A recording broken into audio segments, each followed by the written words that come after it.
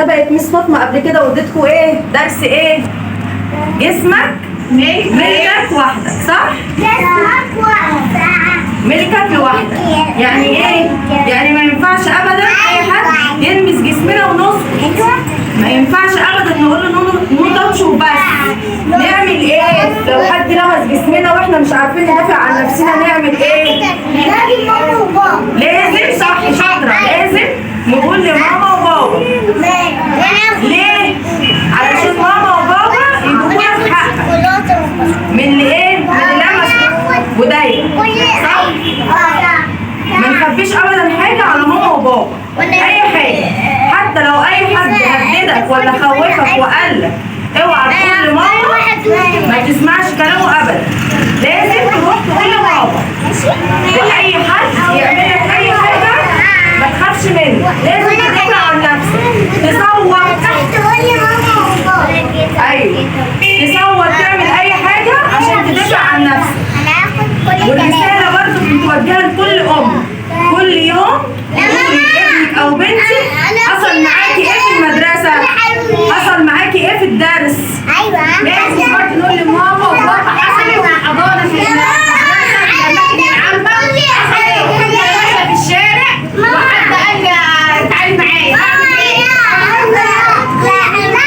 واصوت وادافع عن نفسي، ما اخافش، ما حدش يخوفك ابدا.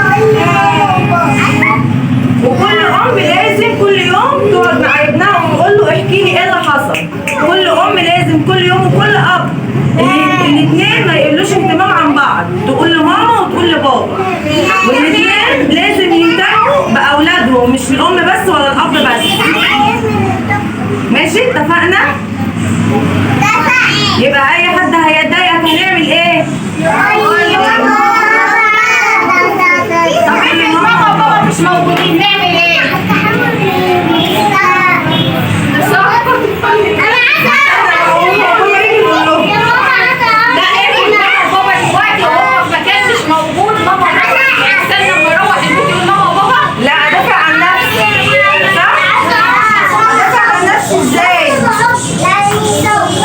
يعني نعترض، يعني نقول محدش يلمسنا، محدش يجي جنبينا،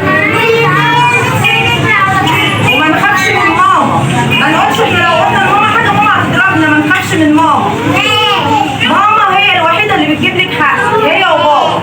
ما ينفعش نخاف من ماما وبابا تحت اي ظرف، صح؟ لازم نقول لهم كل حاجه.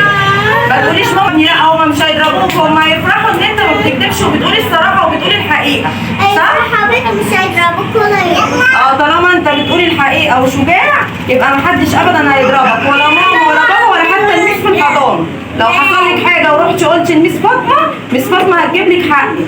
يبقى ميس فاطمه في الحضانه وماما وبابا في البيت، صح؟ علشان محدش يضايقنا ولا حد يعمل معانا حاجه احنا مش عايزينها تحصل معانا.